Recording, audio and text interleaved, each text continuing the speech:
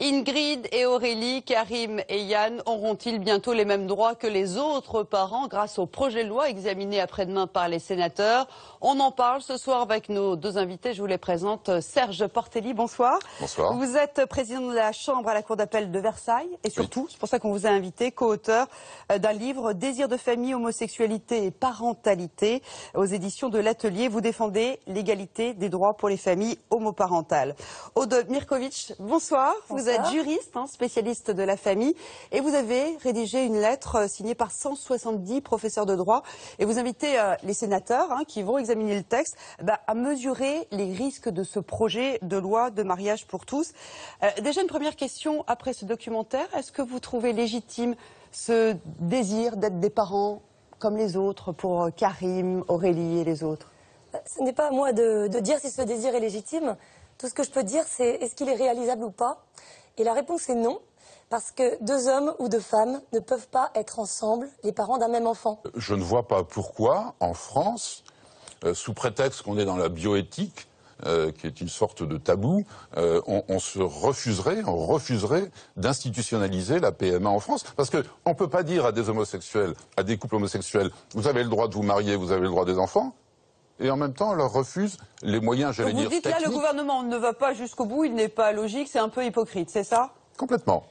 D'accord. Je vais juste terminer le raisonnement. Vous dites OK pour la PMA, donc vous êtes aussi OK pour la GPA, la gestation pour autrui? Je suis, et je ne suis pas tout seul, favorable à la gestation pour autrui, à condition qu'elle fasse l'objet d'une réflexion et d'une réglementation stricte. J'imagine que ça vous fait bondir, PMA, GPA, pour vous, non, on casse... Ça me fait pas du tout bondir, non, ça je suis tout à fait d'accord. Il est illusoire de prétendre que deux hommes ou deux femmes ont le droit d'être parents et de ne pas donner les moyens pour qu'ils le soient. Voilà, donc ça c'est sûr. Donc c'est la raison pour laquelle le mariage et la filiation ne peuvent pas être dissociés. Et quand on demande aux Français dans les sondages, est-ce que vous êtes pour le mariage des personnes de même sexe? Et ensuite, est-ce que vous êtes pour l'adoption? Et encore après, est-ce que vous êtes pour l'AMP ou la GPA? C'est une façon tronquée de poser la question. En réalité, le mariage entraîne tout. Est-ce que ça veut dire que si on adopte définitivement ce projet de loi sur le mariage pour tous et donc l'adoption, dans les faits, la France sera obligée d'aller vers la PMA et la GPA? Oui. Un jour ou l'autre. Non mais on sera obligé, oui. C'est-à-dire, je ne sais pas, est-ce qu'il y aura une incohérence dans la loi? Est-ce qu'on nous obligera à Bruxelles, etc. Enfin, est-ce que on peut nous obliger? C'est Strasbourg qui nous obligera, c'est la Cour européenne des droits de l'homme, en l'occurrence. Qui, alors, juste votre avis et après votre avis. On sera obligé? La Cour européenne ne nous oblige à rien. Elle nous indique une voie, une direction qui, je suis désolé, pour moi est toujours celle de la direction du progrès et des droits de l'homme. Donc, pas de l'enfant en tout cas. Les droits de l'homme peut-être, mais pas de l'enfant.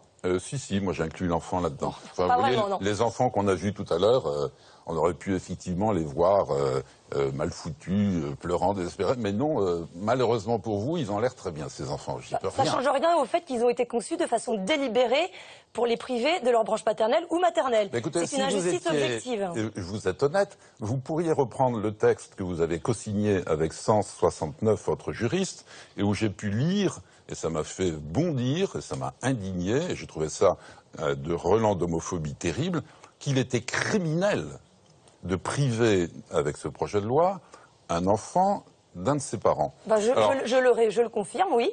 Priver délibérément un enfant de son père ou de sa mère, c'est criminel. Que certains enfants soient privés par la vie de leur père ou de leur mère, ça arrive déjà suffisamment souvent pour que la loi se charge d'organiser ça, je suis désolée. Alors vous êtes juriste, je crois? Oui. Oui. Vous savez ce que ça veut dire criminel? Oui. Oui, d'accord, c'est tout. Au sens, évidemment, si vous voulez faire du positivisme juridique pour informer les téléspectateurs, alors criminel est un... Quand on dit que c'est criminel, ça veut dire que c'est grave. Ah d'accord. Voilà. Moi, quand je dis que c'est grave, je dis pas forcément que c'est criminel. Vous voyez. Alors, en l'occurrence, c'est grave, et c'est donc je l'appelle criminel, tout à fait. Bon. Écoutez, les téléspectateurs jugeants. Alors, on aurait pu continuer à débattre. Pour l'instant, c'est le temps des sénateurs. On va voir si eux vont amender notamment le texte. Et le débat risque d'être passionné aussi au Sénat.